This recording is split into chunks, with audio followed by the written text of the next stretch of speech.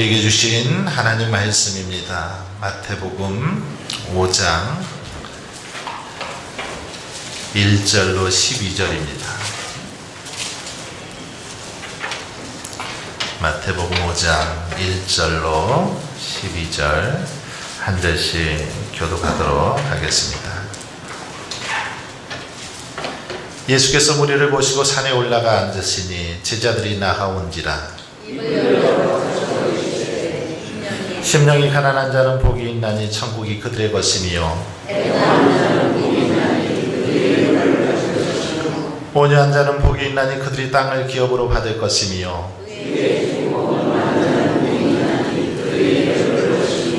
긍휼히 여기는 자는 복이 있나니 그들이 긍휼히 여김을 받을 것이며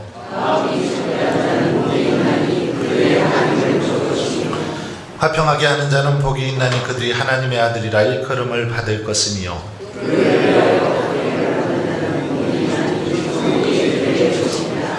나로 말미암아 너희를 욕하고 박해하고 거짓으로 너희를 거슬러 모든 악한 말을 할 때에는 너희에게 복이 있나니 기뻐하고 즐거워하라. 하늘에서 너희의 상이 큼이라. 너희 전에 있던 선지자들도 이같이 박해하였느니라. 아멘. 우리 옆에 계신 분들하고 함께 인사 나누겠습니다. 어떻게 한번 인사할까요? 만나서 반갑습니다. 이렇게 한번 인사할까요? 네, 만나서 반갑습니다. 네. 오전에도 보고 또 오후에도 보니까 더 반가운 것 같아요. 네, 건강한 모습으로 늘 우리 하나님만을 기쁘시게 하는 저와 여러분 되기를 원합니다.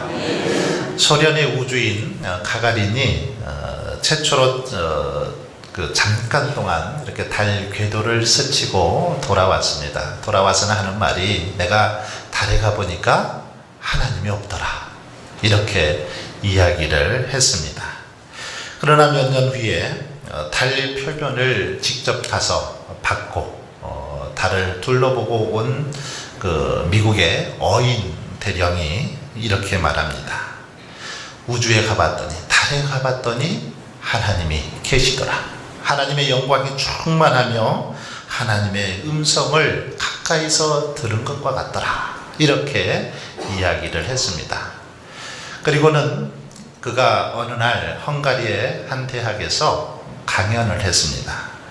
대학에 가서 이 달나라에 가서 경험했던 그 이야기들을 쭉 나누었습니다. 그때 한 학생이 그렇게 질문한 겁니다. 소련의 우주인은 달나라에 갔더니 하나님이 안 계신다고 하는데 당신은 어째서 하나님을 봤다고 하냐?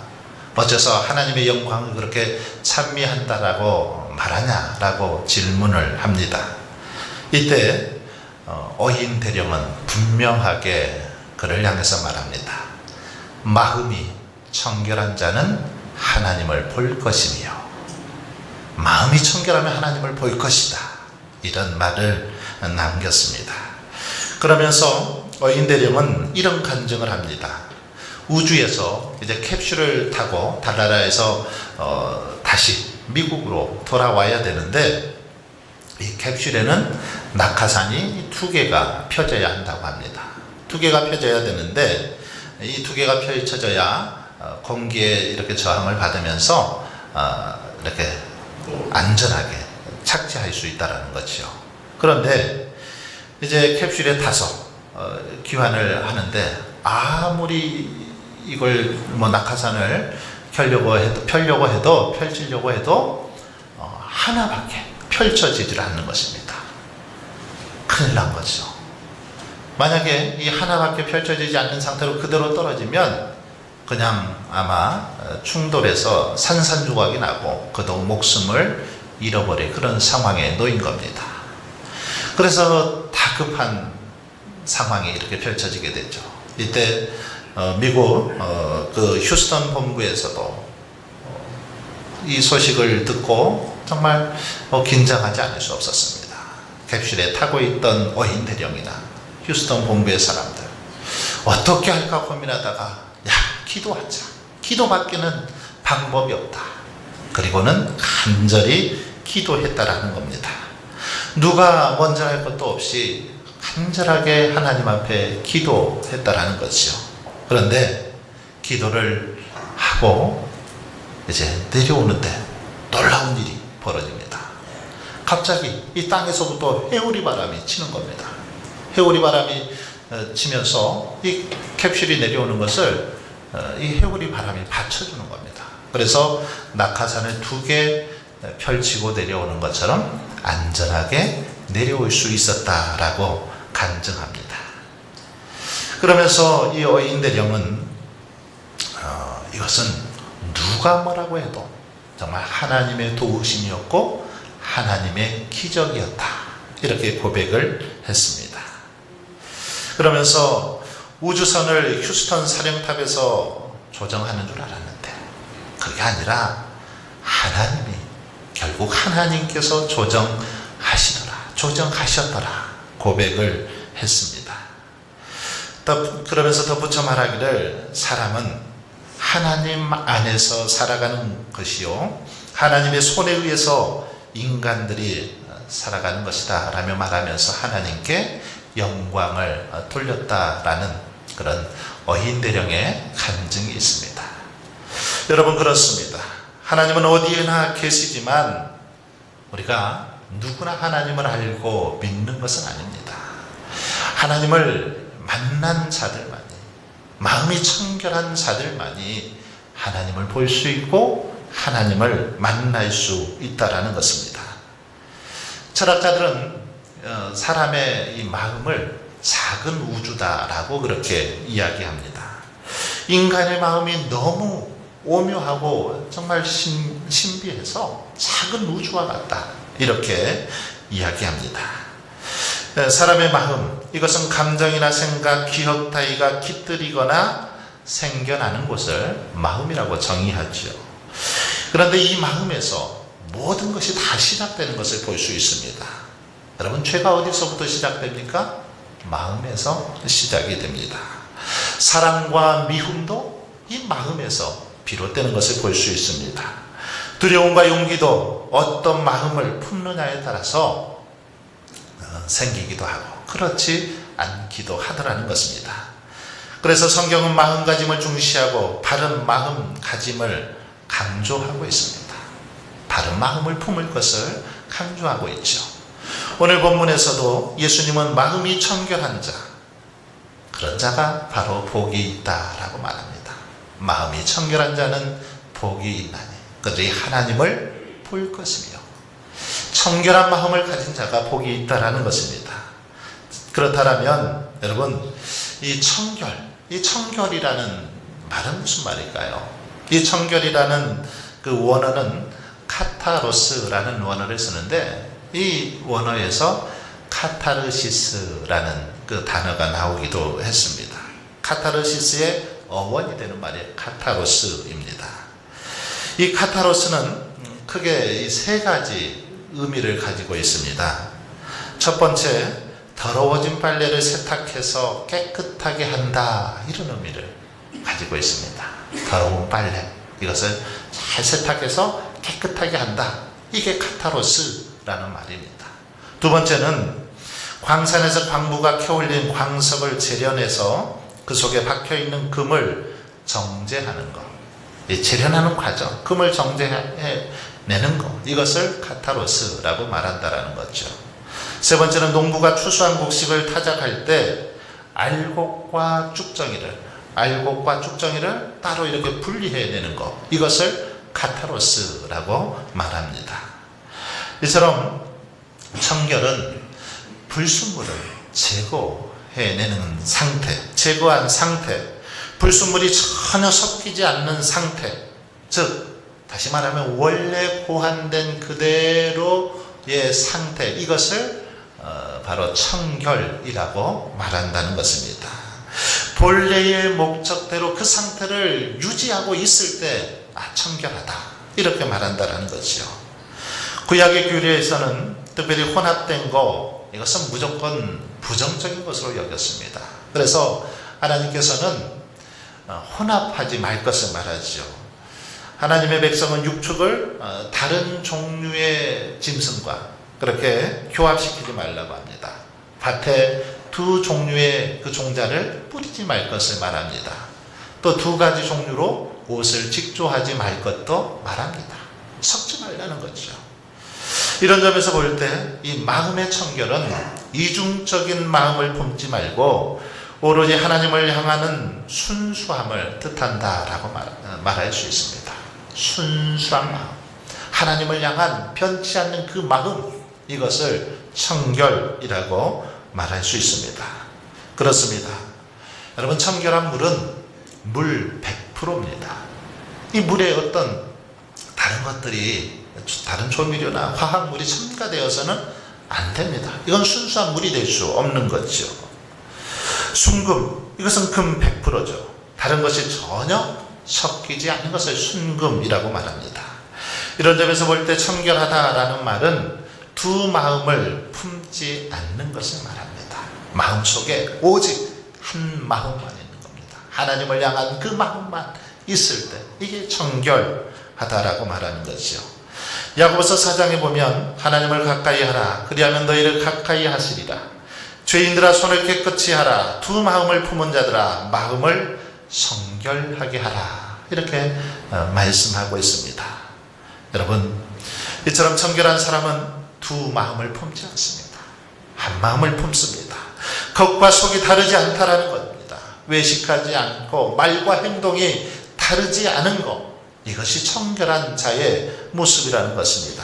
언행이 일치된 삶, 일편단심 한 마음으로 오직 하나님만을 사랑하고 섬기는 마음, 이것이 청결이라는 것입니다. 여러분, 이 청결은 결코 이 물을 의미하지는 않습니다. 없는 것, 빈 것, 공허함, 이것을 말하는 것이 아니라는 거죠. 빈 마음이라는 뜻이 아니고 오히려 단순함이라는 뜻입니다. 순전함, 깨끗함, 단순함을 말하는 게 이 청결이라는 단어라는 것이죠. 마음을 비운다는 이야기가 아니고 오직 한 가지 마음으로 집중하며 단순하게 한다라는 뜻이 바로 청결의 의미라는 것입니다. 그러므로 이 깨끗함은 하나님과의 바른 관계를 뜻하며 하나님과 그 계시를 받는 동기의 청결함을 의미하는 아주 매우 중요한 뜻이 있는 단어가 바로 청결이라는 단어라는 것입니다. 하나님 앞에 나가오는 처음 동기가 여러분 순수하지 못하는 경우들이 우리 주변에 보면 많이 있습니다. 그래서는 안 된다는 거죠. 예수님 당시에도 예수님을 따르는 무리들의 동기가 순수하지를 못했습니다. 정치적인 이유로, 사회적인 어떤 이유로, 세속적인 어떤 이유 때문에 예수님을 따르는 그런 자들이 있더라는 겁니다. 이것은 동기가 바르지 못한 겁니다. 깨끗한 마음이 아닌 거죠. 순수한 마음이 아니었다라는 겁니다. 마태복음 6장에 보시면 한 사람이 두 주인을 섬기지 못할 것이니 혹 이를 미워하고 저를 사랑하거나 혹 이를 중히 여기고 저를 경히 여깁니다. 너희가 하나님과 재물을 겸하여 섬기지 못하느니라. 그렇습니다. 청결하고 순결한 믿음의 소유자는 하나님과 재물을 겸하여 섬길 수 없습니다. 순결한 부부는 한 아내의 남편 외에 다른 사람을 마음에 두지 않는 거지요. 우리가 청결한 삶을 살지 못하는 거, 왜 그럴까요? 바로 우리 마음속에 두 마음이 자리 잡고 있기 때문입니다. 하나님을 믿긴 믿어야 되겠는데 그런 마음도 있지만 한편으로는 세상을 사랑하고 세상의 물질을 사랑하는 그 마음이 우리 안에 자리 잡고 있기 때문에 그렇다라는 것입니다. 그래서 여전히 내 어떤 마음 속에서 두 마음이 그렇게 싸우고 있는 것입니다. 자, 그렇다면 여러분, 이런 우리의 마음이 어떻게 해야 깨끗해질 수 있을까요? 세상과 결별하고 깊은 산속에 들어가서 수도원에 들어가서 기도원에 들어가서 생활하면 우리 마음이 깨끗해질 수 있을까요? 어떻게 해야 깨끗해집니까? 어떤 훈련이나 교육을 통해서 우리의 마음이 깨끗해질까요? 어떻게 해야 될까요? 물론 이런 것들이 우리 마음에 조금은 영향을 미칠 수 있습니다. 하지만 훈련이나 교육을 통해서 우리의 마음이 청결해질 수는 없습니다. 그럼 어떻게 해야 됩니까? 진정으로 마음이 깨끗해지려면 사도 바울은 우리에게 이렇게 권면합니다. 빌립보서 2장 5절에 보면 너희 안에 이 마음을 품으라. 곧 그리스도 예수의 마음이니. 그리스도의 마음을 본받는 것.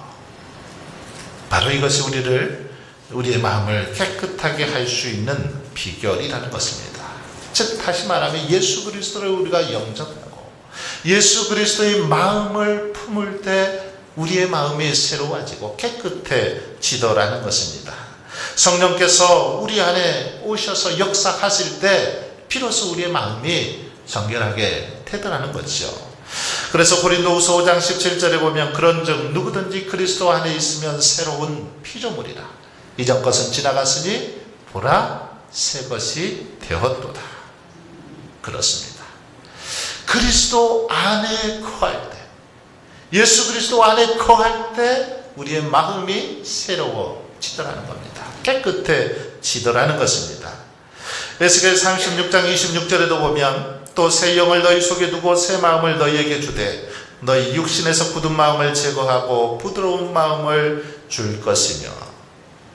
예수 그리스도를 영접하고 그 안에 거할 때 우리의 마음이 깨끗해집니다. 뿐만 아니라 그리스도의 영이 우리의 마음속에 충만할 때 우리가 깨끗해지는 것을 볼 수 있습니다. 그렇기 때문에 우리가 어쩌면 이 컵과 같은 존재라면 이 컵에 성령을 가득 채우면 우리의 마음이 깨끗해지는 것입니다. 여기다가 예수 그리스도를 가득 채울 때 깨끗해지는 것입니다. 그런데 여기에 그냥 다른 것이 가득하면서 여기다가 뭘 자꾸 섞어서 뭐 새롭게 하려고 하면 결코 새로워질 수 없습니다. 또한 여러분 우리의 마음이 청결하게 하려면 예수 그리스도의 보혈의 피로 씻음을 받아야 합니다. 마음의 청결, 바로 죄와 죄의 지배에서 벗어나는 것이죠. 그러므로 마음을 청결하도록 하기 위해서는 땅으로 기우는 우리의 마음을 하늘을 향해야 합니다. 하나님께로 향해야 한다는 것입니다. 세속으로 기우는 마음을 신령한 것으로 그 방향을 전환할 때 우리의 마음이 새로워지고 깨끗해질 수 있다는 것입니다. 자기 중심적인 동기에서 하나님 중심의 마음으로 하나님의 뜻을 쫓아 살아가는 그 삶의 모습으로 우리가 그렇게 바뀌어질 때 우리의 마음이 새로워지는 걸 볼 수 있습니다. 이렇게 마음이 청결하게 될 때 주시는 예수님의 축복이 있습니다. 여러분 어떤 축복입니까? 마음이 청결한 자에게 주시는 축복, 바로 하나님을 볼 수 있다라고 말합니다. 자, 여기서 하나님을 본다라는 말 무슨 말일까요? 직접 우리 눈으로 하나님을 볼 수 있다 이런 말입니까? 무슨 말입니까? 우리가 직접 우리 눈으로 이 눈으로 하나님을 보면 좋겠죠. 좋을 것 같죠. 그렇지 않아요? 그런데 볼 수 없습니다. 우리 눈으로 보다가는 여러분 금방 여러분의 시력이 다 그냥 사라져 버릴 것입니다. 하나님을 보는 순간 우리는 죽을 수밖에 없습니다. 우리가 하나님이 만들어 놓으신 태양도 여러분 그냥 맨눈으로 1분 이상 바라볼 수 있습니까? 너무 환해서 너무 밝아서 1분 이상 태양을 바라볼 수 없습니다. 그렇게 바라보다가는 실명이 될 수밖에 없죠. 단 1분도 그냥 맨눈으로 쳐다보기 어려운데 하물며 여러분 태양을 만드신 하나님, 우주 만물을 만드신 창조하신 거룩하신 하나님을 우리가 맨눈으로 볼 수는 없습니다. 자, 그럼 하나님을 볼 수 있다는 말 무슨 말일까요? 무슨 말입니까? 하나님을 본다는 것은 곧 하나님의 계시를 알게 되고 그 마음의 눈으로 하나님을 보게 됨을 뜻합니다. 하나님의 계시를 알고 또 하나님 그 마음의 눈으로 하나님을 보는 것, 이것이 하나님을 본다라는 말이라는 겁니다. 예수님께서 친히 빌립에게 말씀하시죠. 나를 본 자는 아버지를 보았거늘 어찌하여 아버지를 보이라 하느냐. 예수님께서 빌립을 향해서 그렇게 말합니다. 나를 본 자가 누구를 봤다고요? 하나님을 봤다라는 것입니다. 그러면서 왜 하나님을 보이라고 하느냐? 그렇게 묻습니다. 여기 본다라는 뜻이 나타나 있는데, 즉 본다라는 것은 예수 그리스도를 보면서 그 안에서 하나님을 보는 것입니다. 예수 그리스도를 보면서 하나님을 보는 것, 이것이 하나님을 보는 것입니다. 여러분, 우리는 하나님을 눈으로 보지 못했지만 하나님이 어떤 분이신지 잘 알고 있습니다. 어떻게 알죠? 예수님을 통해서 압니다. 성경에 기록된 역사적인 예수님을 통해서, 예수님의 그 삶과 예수님께서 행하셨던 모든 일들을 통해서 하나님이 어떤 분이신지, 예수님의 아버지 하나님이 어떤 분이신지를 알 수 있다라는 것입니다. 그래서 하나님을 본다라는 것은 우리가 예수님을 통해서 하나님을 보는 것입니다. 사실상 헬라어에서는 본다라는 말이 안다라는 뜻을 포함하고 있습니다. 안다. 무슨 말입니까? 계시의 본체인 그리스도를 통해서 그 계시가 보여주는 하나님을 알게 되는 것, 이것이 하나님을 보는 것과 같다라는 것입니다. 이는 하나님과 바른 관계이며 계시와 말씀이 소통하는 거룩한 교제의 관계를 뜻하기도 합니다. 따라서 하나님을 본다는 것, 그분의 임재를 느끼며 체험하면서 산다는 것입니다. 여러분, 여러분의 삶 속에서 하나님의 임재를 경험하고 있습니까? 하나님의 살아계심을 느끼며 살고 있습니까? 그렇다면 그것이 하나님을 보는 것이요, 그 사람이 또한 하나님 앞에서 청결한 마음의 소유자라는 것입니다. 사랑하는 성도 여러분, 그렇습니다. 우리가 마음이 청결하여 순수한 마음으로 살면 우리의 삶 속에서 하나님의 임재를 느낄 수 있습니다. 하나님의 임재, 어떻게 하나님께서 오늘 또 우리 안에 역사하시고 우리와 함께 하시고 동행하시는지를 느낄 수 있다라는 것입니다. 사람을 통하여 일하시는 모습을 볼 수 있습니다. 우리의 마음이 청결할 때 영적인 그 눈이 밝아져서 이 세상에서 하나님의 뜻이 이루어지는 것을 보며 체험할 수 있다라는 것입니다. 여러분, 그러므로 저와 여러분은 늘 청결한 그런 마음을 품을 수 있기를 바랍니다.